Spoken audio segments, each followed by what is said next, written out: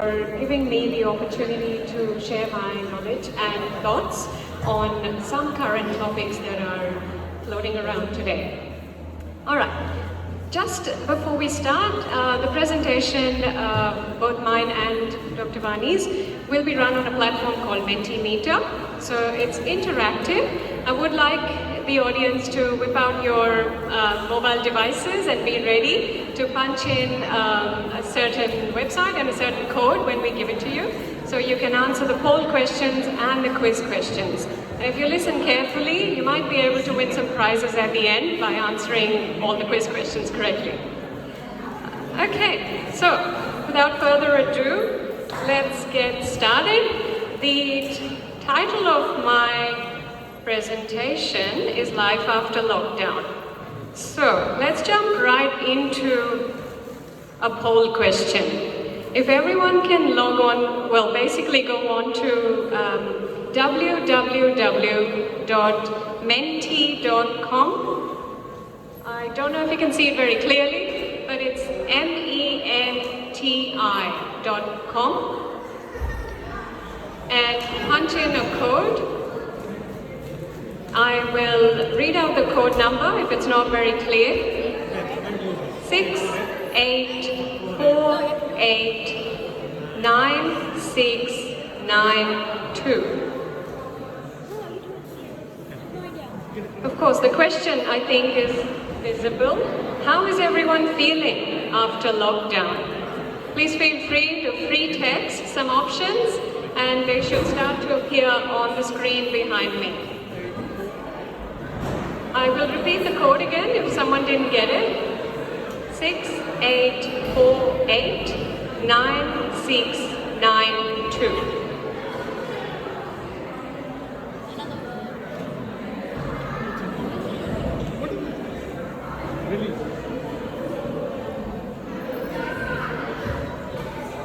Is everyone punching away answers busily?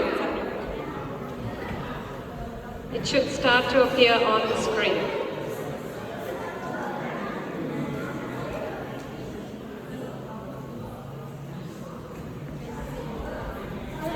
Technology.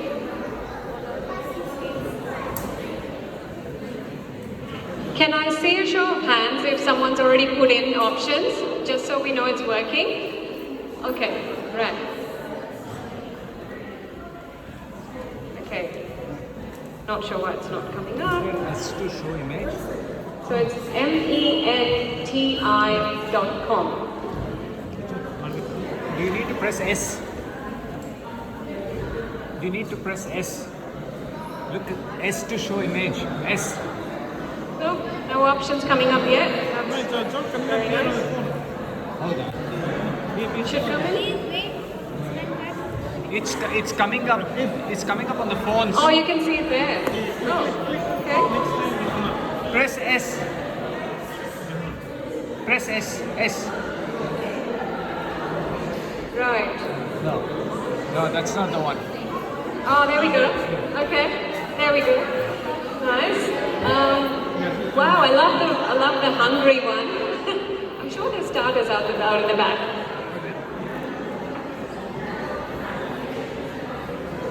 That's, yeah, I can see the one that says life out of prison. I agree. It's definitely a lot of people share that sentiment. Great, thank you so much. So now that you know how this polling thing works, hopefully the future ones will be much easier to do. All right, let's get right into it. So, ladies and gentlemen, we are still in a state of pandemic, unfortunately. On the 11th of March 2020, the WHO officially declared the SARS-CoV-2 outbreak as a global pandemic. Millions of cases have been recorded around the world, and unfortunately, millions of deaths as well. I have put the numbers out there and they are as of the 9th of December, so easily more than 250 million positive cases and more than 5 million deaths. Back home in Australia, as of 10th December, there have been more than 200,000 positive cases and more than 2,000 deaths. So we are in a better position. Every country responded to this in its own unique way and population-specific way in order to deal with the pandemic. There was chaos, of course, but there was also a lot of learning, and there were various ways in which countries responded. Some introduced lockdowns, some brought about restrictions, some said mask wearing is mandatory, some didn't. Perhaps the most significant thing that Australia did was to shut its international borders, closing us off from international travel, shutting the doors to people from outside, thereby keeping us all safe. And yes, judging by the numbers, it seems to have worked. But finally, 18 months or more after the lockdown and the border closures, we have now opened up again. And yes, we are able to connect once again with our loved ones overseas. So, the big question, can you travel now? Yes, you certainly can. Although, it isn't as easy as making sure your passport is still valid, buying a ticket, and making sure you have a visa to wherever you want to go. There are a few other questions that you need to ask yourselves. Are you vaccinated? If not, do you have an exemption?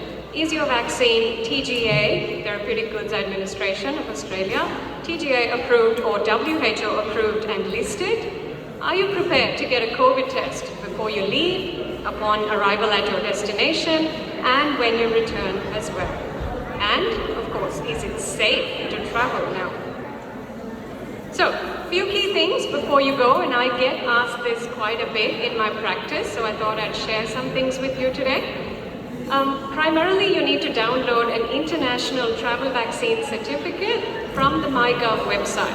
If you're not sure how to do this, there is a resource that I have put out there, and I can share that with someone individually if they need it after the presentation.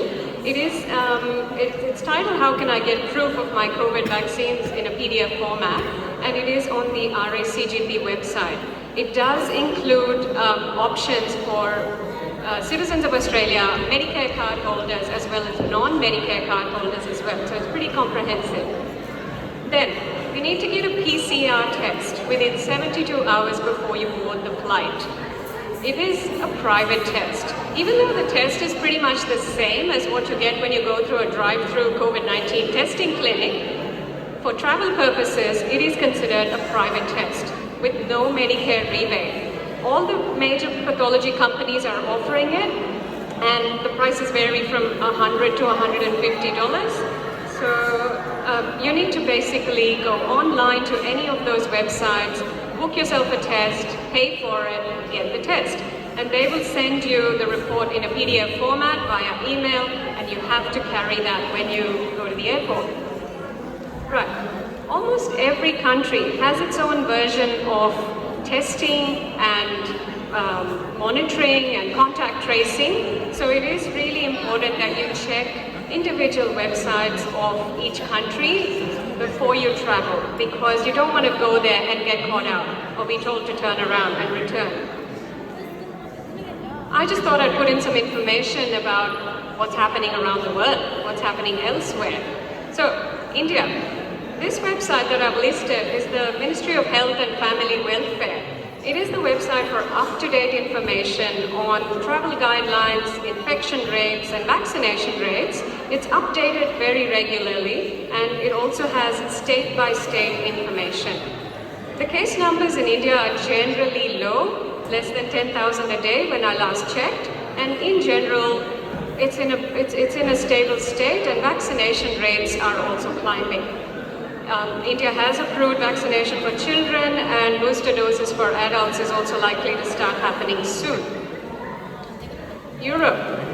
In a bit of trouble, unfortunately. The case numbers are rising steadily, as also admissions to hospital and unfortunately deaths as well. They believe that predominantly it is still the Delta variant that is doing that in Europe, although Omicron is maybe playing a role as well. Several countries like Austria, Germany, Belgium, Netherlands have tightened restrictions or even imposed lockdowns again. So, and they are on high alert. So you do need to be extra careful if you're planning to go to Europe. The United States, the cases had dropped and they were pretty low around September and October, but unfortunately they are back up again and they are clocking up more than 100,000 cases per day. Around 60% of the country is fully vaccinated. They have a variety of restrictions, but mostly quite minimal. No lockdowns ever. Mask wearing is compulsory in certain settings like flights, but elsewhere it's only recommended and not enforced. If you are over 18, however, they do require you to be fully vaccinated along with fulfilling the other travel requirements. England, over 80% of the country's population is fully vaccinated, so they're doing quite good. They are still clocking up an average of 50,000 cases every day. No strict restrictions again over there, but citizens are urged to follow COVID safety protocols. Right, so there has been a lot of talk about variants lately. So when we think about any viral infection, it is expected that with time the virus will mutate and will bring about different variations of itself. Sometimes the variants are stronger, sometimes they're weaker. As you may all have read in the last 2 years, we've had Alpha, Beta, Gamma, Delta, and the latest one to affect us is the Omicron variant. It was first reported in South Africa on the 24th of November 2021. Subsequently, it popped up in several other Southern African countries and then many other countries all over the world, including Australia. The Omicron variant appears to have many mutations, as many as 50 in the spike protein, which could potentially cause more serious disease or higher rates of infection. And we do know that it is certainly more transmissible than the other variants. Initial reports from around the globe, especially South Africa, reports that there are more infections in younger people and children, thereby prompting an increase in hospitalization. But it doesn't necessarily mean that the infection is very severe or that there are more deaths happening from Omicron. In fact, the general consensus of opinion is that it is causing mostly mild infection. And look, the current vaccines that we have appear to be holding up against it. We need more data to support that fact. But at the moment, we are cautiously optimistic that the current vaccines are working. They are certainly recommending you take your booster dose, that is the third dose of the vaccine. And most of the vaccine companies, I know Pfizer, Moderna, probably Johnson & Johnson, they have all said that they are ready to modify the current vaccines ever so slightly to include the variants and to increase protection. But we got to watch this space. So there is some updated travel advice in the light of all of this. So arrivals into New South Wales from the countries of concern in Southern Africa, I won't list them all, but they're up there. The one that's missing is Nigeria, but that's also newly been added to the list. They need to enter compulsory 14-day quarantine. If you're coming into New South Wales from anywhere else, you do need to self-isolate for 72 hours and have a negative COVID test in that time before you exit self-isolation. The testing requirements as per New South Wales Health at the moment, you need to get one within 24 hours of arrival. You need to get a test on day 6, and the test on day 12 is recommended but not mandated at the moment. Right, so I have put out a list here of the TGA approved or recognized vaccines. As you can see, the first 3 are the only 3 that are actually officially approved at the moment in Australia. The Pfizer Comirnaty, AstraZeneca and Spikevax, which is Moderna. The others are recognized by Australia for purposes of travel. So if you've had one of these vaccines overseas, you would still be able to enter Australia if you have a certificate showing that. Okay, so booster doses. Australia's booster program has begun. If you have, if it's been over 6 months since your primary vaccine course, you are eligible for a booster shot, provided you are over 18 years of age. At the time of writing this, it was only Pfizer Comirnaty that was approved, but within the week, Moderna has also come very close to being approved, and it might already be approved, I'm not sure. But that will be on offer for booster shots very shortly. ATAGI has advised that the booster dose may be brought forward to 5 months in special circumstances, and that's usually if you are traveling overseas, or if you are immunocompromised, or if you are going into an area with a massive outbreak. Again, you can have either Pfizer or Moderna as a booster regardless of what your primary vaccination was. Children's vaccines are also, as you may have read in the news lately, have been approved. We may start the program in January, and children aged 5 to 11 will be able to receive the Pfizer vaccine, and the dose is likely to be 1/3 of what the adult dose is. But they will still need 2 doses 3 weeks apart. Right. It's not just about COVID you have to think about when you travel. You can't forget that you do need some very important things like travel health insurance, for example. It's not fun to get sick overseas and not have the money to pay for treatment. Regular medications. If you are on regular prescription stuff, please make sure you take enough, because it might be very tricky seeing a doctor in another country and having access to your chosen brand of drug. Other vaccinations, you might need a flu shot, you might need a tetanus shot or a whooping cough shot. Please check and make sure you're up to date with those things as well. It's not just about getting a COVID shot. And the other common sense measures we can't forget either. So social distancing, hand hygiene, mask wearing. Okay, after listening to all of this, is anyone still keen to undertake an overseas holiday in the next 1 to 2 months? So our next poll question, ladies and gentlemen, is: are you planning an overseas holiday in the next 1 to 2 months? So yes, no, or maybe. So please go to menti.com again, and the code this time is 68489692.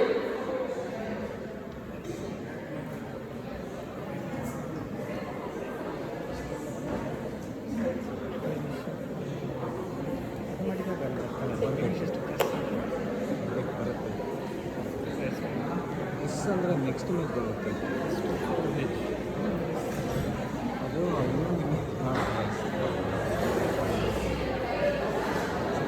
Plus something ವಾಪಸ್ ಅಂತ ಬರುತ್ತೆ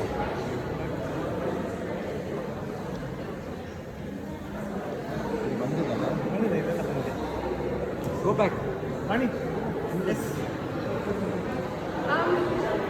I think it's still loading. I can't see any responses coming up yet. Press S. What's the next one? Did you? Okay. It's probably the internet connection, guys. Bear with us.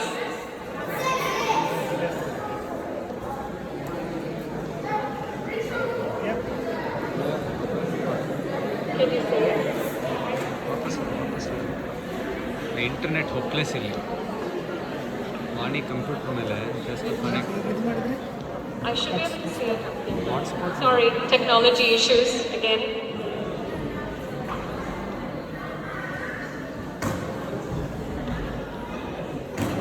Maybe we'll come back to it later if we need to move on. All right.